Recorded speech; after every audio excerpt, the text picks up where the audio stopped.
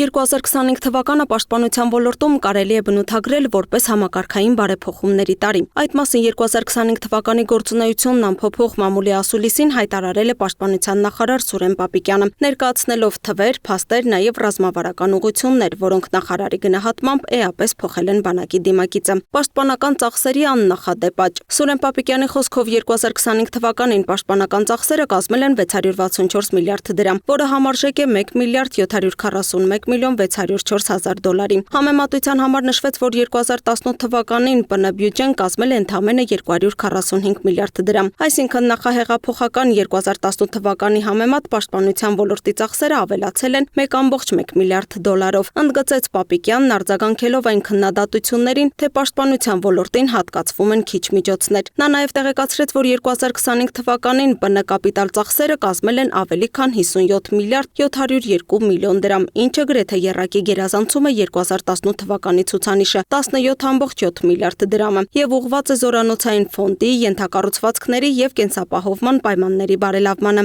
Շատ են քննադատությունները այն մասին, որ պաշտպանության ոլորտին տրամադրվում են քիչ ծախսեր, պակաս ծախսեր, եւ այս թվերը խոսուն են, մեղմ ասած, եւ ես ուզում եմ, որ սրա վրա ակցենտ դնելով շարունակենք 2025 թվականը համարել գերարդյունավետ տարի պաշտպանական ոլորտում իրականացվող թե ծախսերի եւ թե ընդհանրապես ոլորտը իմ կարծիքով 25 թվականին մեծապես շահել է։ Զորակոչի աճ եւ ծառայության ժամկետի կրճատում։ Պապիկյանը շեշտեց, որ 2023 թվականի համեմատ 2025-ին գրանցվել է զորակոչի 19% աճ, ինչը ըստ նրա համակարգային բարեփոխումների արդյունք է։ Զինվորական ծառայության ժամկետի կրճատումը մինչև 1.5 տարի նախարարն անվանեց երրորդ հանրապետության պատմության մեջ շրջադարձային բարեփոխում, ընդգծելով, որ որոշումը կայացվել է դեռևս 2021 թվականին եւ ամրագրված է կառավարության 2021-ից 26 թվականների ծրագրում։ Այս փուլում արդեն իմ կողմից վկայակոչված հայտերի հանրագումարով արդեն իսկ 2026 թվականի սկզբին մենք լուծել ենք 1.5 տարի հետո մեր առաջ ծառացած խնդիրը լուծելու եւ համարում եմ, որ սա ամբողջությամբ փակված է, բայց նաեւ ուզում եմ նշել, որ մենք դեռևս ունենք 1.5 տարի, որպեսզի ավելի այս համակարգը ամրապնդվի, այն է պայմանագրային զինծառայության նոր համակարգը, պրոֆեսիոնալ համակարգը, որը կծածկի այն հնարավոր բացը, որը կարող է ծագել 1.5 տարի հետ։ Արձակուրդներ, սոցիալական երաշխիքներ եւ վերաբերմունքի փոփոխություն։ 2025 թվականի ժամկետային զինծառայողները 1.5 տարվա ծառայության ընթացքում կունենան 21-ից 30 օր արձակուրդ, 30 օր սահմանային ծառայություն իրականացնողների համար, 21 օր թիկունքային զորամասերում ծառայողների համար։ Բացի այդ, օրենսդրական փոփոխությամբ սահմանվել է, որ երթման արարողությունից հետո զինծառայողը կարող է անմիջապես օգտվել երկօրյա արձակուրդից։ Ծնողը նույնիսկ կարող է չգալ զորամաս, զինծառայողը կստանա երկօրյա արձակուրդը, կգնա իրենց տուն, իր հարազատների հետ կվայելի այդ երկու հանգստյան օրերը, այնուհետև կվերադառնա հիմնական ծառայության որպես լիիրավ զինծառայող։ Ատեստավորում եւ աշխատավարձերի զգալի բարձրացում։ Պաշտպանության նախարարն առանձնահատուկ կարևորեց ատեստավորման գործընթացը, որի արդյունքում զինծառայողները կարող են իրենց աշխատավարձին ավելացնել 205,000-ից մինչև 470,000 դրամ։ Նրա խոսքով ծրագրի մեկնարկից ի վեր մասնակիցների 73%-ը հաղթահարել է ատեստավորման շեմը, ինչն էապես փոխել է բանակի նկատմամբ վերաբերմունքն ու բարձրացրել ծառայողների մոտիվացիան։ Պակաս կարևոր չէ նաեւ բնակապահովման ծրագիրը։ 2020 թվականից գործում է սպայական եւ ավագ ենթասպայական կազմի պայմանագրային զինծառայողների հիպոթեկային վարկավորման ծրագիրը։ Սրա շրջանակներում 2170 զինծառայող արդեն ձեռք է բերել բնակարան կամ բնակելի տուն, որի համար հատկացվել է 8 միլիարդ 684 միլիոն դրամ։ 26 թվականի հունվարի 1-ի դրությամբ 2022-ից 25 թվականին Հայաստանի Հանրապետության պետական բյուջեից եւ Պաշտպանության նախարարության համակարգի բնակարանային ապահովում ունեցող կարիք ունեցող զինծառայողների, զինվորական կենսաթոշակի իրավունք ունեցող զինծառայողների, զոհված մահացած եւ զինվորական հաշմանդամության կենսաթոշակի իրավունք ունեցող նախկին զինծառայողների ընտանիքների բնակարանային ապահովության համար ծախսվել է շուրջ 8 միլիարդ 174 միլիոն դրամ։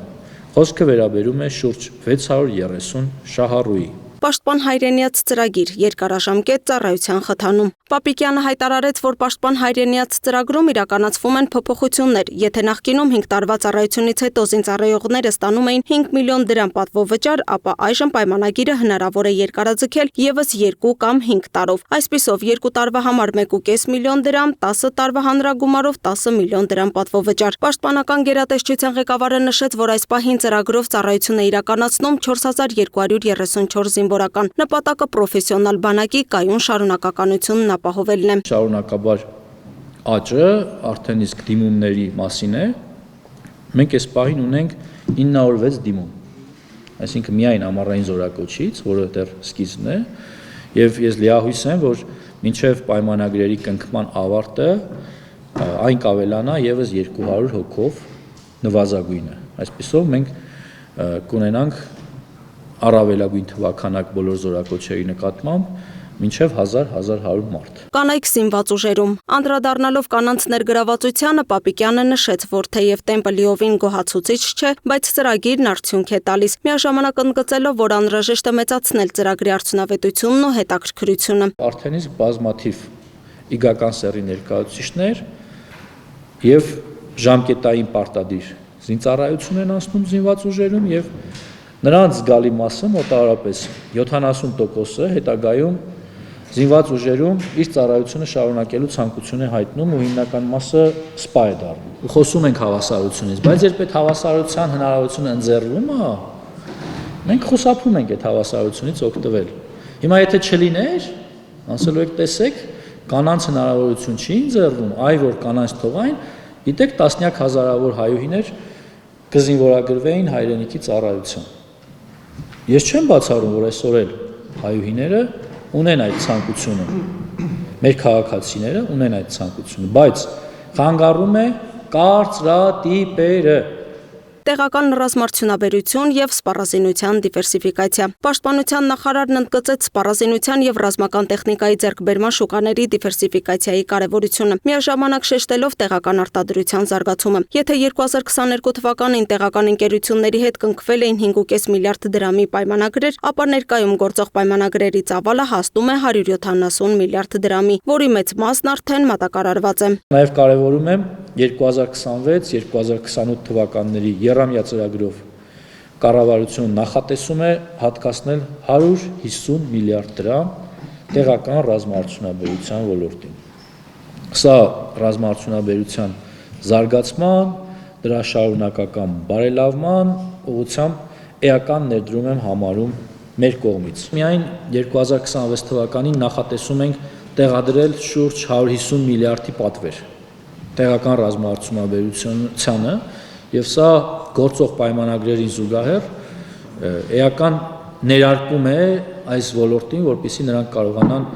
զարգանալ ու շարունակական զարգանալ։ Նոր համազգեստ առանց ամբողջական գնման։ Պապիկյանը հերքեց տեղեկությունները, թե Պաշտպանության նախարարությունն արդեն իրականացրել է նոր համազգեստի ամբողջական գնում։ Նրա խոսքով ամերիկյան ընկերությունների հետ պայմանագիրը նախատեսում է միայն փորձանմուշների, տեխնիկական նկարագրերի եւ փորձարկման խմբականակի տրամադրում։ 2026 թվականին արդեն նախատեսվում է բաց գնման գործընթաց, որին կարող են մասնակցել նաեւ տեղական արտադրողները։ Նա հավելեց, որ նախատեսում է հանդես գալ օրենսդրական նախաձեռնությամբ, որով նոր համազգեստի վաճառքը խանութներում Այն որ մենք արդեն ունենք ընդհանուր պատկերը, թե ինչպեսին պիտի լինի դաշտային համազգեստը տարբեր զորատեսակների համար, դա արդեն հստակ է։ Մենք հստակեցնում ենք նաև այս փուլում առաջիկա 1 ամսվա ընթացքում մենք կունենանք նաև ամենօրյա համազգեստի եւ տոնական համազգեստի նմուշները որոշակի խմբականակով, դա նույնպես կանցնի իր փորձարկման փուլը եւ 26 թվականին գնման գործընթացի արդյունքում դա կտարածվի ամբողջ զինված ուժերի վրա։ Կարգապահություն եւ անվտանգություն։ Պաշտպանության նախարարն ընդգծեց, որ 2025 թվականին զինված ուժերում կանոնադրային հարաբերությունների խախտման հետևանքով սպանության դեպք չի արձանագրվել։ 2025 թվականին ծառայության հետ կապված 6 մահվան դեպք է արձանագրվել, որից մեկը կայծակնահարություն, մեկը հոսանքահարման, երկուսը ինքնասպանության կամ ինքնասպանության հասցման եւ երկուսը առողջական խնդիրների պատճառով։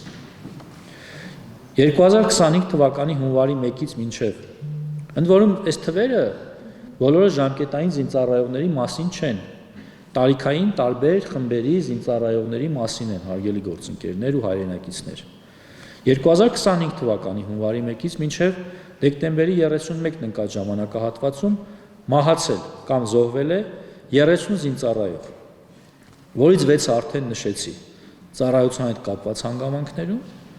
24-ը ծառայության հետ չկապված հանգամանքներում։ Պապիկյանը նաև տեղեկացրեց, որ դիտարկում են եւ ուսումնասիրում բոլոր այն կեղծ հիվանդության դեպքերը, որոնք օգտագործվում են բանակից ազատվելու համար։ Ի դեպ, նա ասաց, որ աշխատանքից ազատել է այն աշխատակիցներին, որոնց զավակներն այլ երկրի քաղաքացի են։ Սահմանային իրավիճակ։ Պապիկյանը հերքեց տեղեկությունները, թե ադրբեջանցի սահմանապահները ստուգում են հայ զինծառայողներին, նշելով, որ Հայաստանի եւ Ադրբեջանի պաշտպանության նախարարությունների միջև այս պահին շփումներ չկան։ Անդրադառնալով Սև լճի դիրքին, նա նշեց, որ հայկական զինվորները ստիպված են անցնել ադրբեջանական դիրքի կողքով, որպես այլընտրանք դիրքը լքելուն։ Կամ պիտի այդ դիրքը թողնենք, կամ պիտի անցնենք ադրբեջանական դիրքի կողքով։ Սա հստակ է, նոր չէ, ես չեմ դրա հեղինակը, որպես պաշտպանության նախարար, ես չեմ դրա միակ շահառու։ Բայց այն, որ այստեղ դիրքը թողնելու պարագայում դուք ինձ պիտի մեղադրեք հայրենիքի ինչ-որ հատված զիջելու մեջ, մյուս ընտրանքը մանավանդ մեր օրերում, երբ այսօր ունենք խաղաղություն, փաստացի եւ ըստ էության այն ինչ նկարագրում եք, դա տեղի չի ունենում։ Այսպիսով նախորդ տարին պաշտպանության ոլորտում ձևավորվեց որպես բարեփոխումների տարի։ Բյուջեի կտրուկ աճից մինչև ծառայության ժամկետի կրճատում, սոցիալական երաշխիքներից մինչև տեղական ռազմարդյունաբերության զարգացում։ Սուրեն Պապիկյանի գնահատմամբ այս ամենը հիմք է տալիս 2025-ը բնութագրել որպես գերարդյունավետ եւ համակարգային փոփոխությունների տարի Հայաստանի պաշտպանական համակարգում։ Լուսինե Գրիգորյան, Տիգրան Ղազարյան, Free News, Ազատ լուրեր։